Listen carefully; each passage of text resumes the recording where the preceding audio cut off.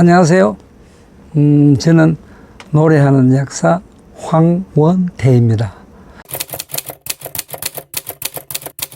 아마 저를 찾아오신 목적이 요즘 제가 하고 있는 그 약물 오남용에 대한 얘기를 아마 좀 듣고 싶어서 오신 것 같았어요.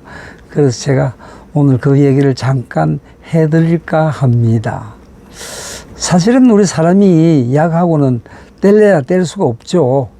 아플 땐 꼭 필요한 게 약이고 한데 좀 안타깝게도 세계에서 우리 한국 사람들이 가장 약을 많이 복용하는 걸로 지금 알려져 있고요. 어느 정도 많이 먹느냐 하니까 세계 OECD 국가 중에서 우리 한국인들이 약을 거의 4배 반 정도를 많이 드시는 걸로 알려져 있습니다. 근데 약 좋은 건데 많이 먹으면 좋잖아. 이렇게 하시는 분들이 참 많을 거예요. 근데 저는 약은 꼭 필요한 사람이 필요한 양큼만의 약을 드셔야만 건강에 도움이 되지, 그 외엔 전부 독이 된다고 주장하는 사람이거든요. 그래서 저희 약국에 보시면 병보다 약이 더 무섭습니다라고 붙여놓을 정도입니다. 그래서 약은 항상 우리 약의 전문가인 약사님들과 의논을 해서 올바른 약을 선택을 지도받으셔서 복용해 주시면 하는 바람입니다. 제가 오늘 이야기하는 그 약의 오남용이나 약의 부작용에 대한 이야기들은 워낙 많은데 좀 심각한 이야기를 한 가지 해야 되겠습니다. 대한민국 지금 60세 이상의 노인들이 거의 60%가 먹고 있다는 고혈압약에 대한 이야기를 제가 좀 말씀드릴까 합니다. 네, 물론 혈압이 높으면 그 다른 여러 가지 뇌경색이나 뇌졸중이나 다른 위험한 질환들이 물론 충분히 따라올 수도 있습니다. 그래서 혈압 조절을 잘 하라고들 다들 얘기하시거든요. 근데 가장 걱정되는 환자가 바로 백색 고혈압 환자들입니다. 이름 좀 생소하죠?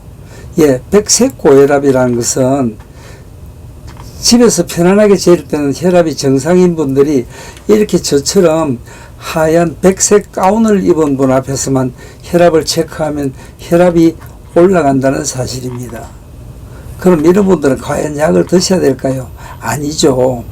집에서 항상 재면 정상이기 때문에. 그래서 저는 강의 다니면서 그런 이야기들을 많이 합니다. 형편이 아무리 어렵더라도 혈압계만은 꼭 구입하셔서 집에서 혈압을 아침에 식사하시기 전에, 지금까지 약을 드시던 분들도 약을 드시기 전에 한번 체크해서 고혈압 수첩을 가지고 다니시라고. 그래서 다음 달 혈압약을 처방받으실 때 선생님하고 잘 의논해서 혈압약을 좀 조절하셨으면 하는 바람입니다. 지금까지 대개 보면 고혈압약은 한 번 먹으면 죽을 때까지 먹어야 된다, 이런 이야기들을 많이 하고 계시거든요. 제가 강의 가면 전부 다 그렇게 대답을 하세요. 그런데 그건 아니에요. 고혈압이라는 것은 생활습관병입니다. 얼마든지 식생활이나 생활습관으로 조절이 가능한 질환이거든요. 그리고 또 제가 조금 전에 말씀드린 것처럼 집에서 직접 체크하셔서 혈압이 높지 않으면 선생님하고 잘 의논해서 아마 조절해 주시면 정말 고맙겠습니다. 사실 그 약이라는 게 보면 사람을 참 편하게 하죠. 아플 때 소염 진통제를 먹는다든지, 뭐 감기 몸살에 감기 몸살약, 또는 두통에 두통약, 이런 게 다 사람을 편하게 하는 겁니다. 그런데 저는 항상 그래요. 세상에 공짜는 절대 없다는 것입니다. 약이 일시적으로 사람을 편하게 하는 대신 내 몸에 다른 장기를 반드시 손상시키고 있다는 걸 꼭 명심해 주셨으면 하는 바람입니다. 약의 오남용에 대한 사례들은 참 많죠. 예를 들어서 사실 약은 우선 편하게 하는 약들이 대부분이죠. 감기약이든 뭐 일반 소위 몸살약이든 순간은 편하게 할지 모르지만 그 약 자체가 근본적으로 해결되는 건 절대 아니잖아요. 그렇죠.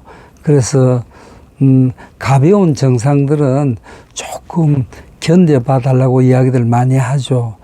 예를 들자면 특히 뭐 전립선 질환이나 녹내장 질환이 있으신 분들 그 감기약도 함부로 잘못 드시면 소변을 못 보게 되거나 시력을 잃게 되는 부작용이 올 수도 있는 사례들이 왕왕 있습니다. 그만큼 약은 서두에서 제가 말씀드렸듯이 꼭 필요한 사람이 필요한 양만큼만 드셔달라는 겁니다. 물론 전문가인 약사하고 잘 의논을 해야 되겠죠. 네, 뭐 또 요즘 또 젊은이들이 많이 찾는 다이어트 약. 다이어트 약 중에는 그 식욕 억제제 들어가죠. 식욕 억제제는 향정신성 의약품으로 장복 시에 여러 가지 우울증 같은 요즘 젊은이들 우울증 사고로 얼마나 자살하는 경우도 굉장히 많거든요. 그래서 식욕 억제제도 함부로 남용하게 되면 다른 위험들이 많이 따르기 때문에 항상 운동과 식습관으로 조절해 주시면 고맙겠습니다. 제가 사실은 이 약의 부작용에 대한 이야기를 하려면 밤새도록 해도 모자랍니다.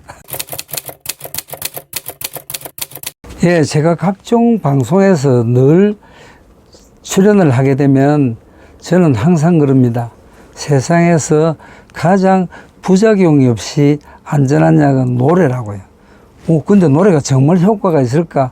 있습니다. 특히 현대인들이 겪고 있는 각종 스트레스로 오는 질환이나 또 노인성 치매, 노래 굉장히 효과가 좋습니다. 이 노래라는 것은 왜 그렇죠. 우리 노래 잘 부르려면 또 즐기려면 음정, 박자, 뭐 가사 다 기억해야 되잖아요. 이렇게 머리를 쓰지 않으면 절대 될 수 없는 게 노래이기 때문에 이 노래를 한다는 것이 우리 건강을 지켜주는 가장 좋은 약이 될 수도 있거든요. 그것도 예전에는 그랬죠. 예전에는 좋은 음식 잘 먹고 운동 열심히 하면 오래 산다고 그랬는데 지금은 다릅니다. 지금은 모든 것을 긍정적으로 생각하고 즐겁게 사시는 게 가장 건강하게 장수하는 방법인데 즐겁게 사시려면 역시 필요한 게 바로 노래죠. 그래서 여러분들 노래 열심히 하세요. 네, 감사합니다.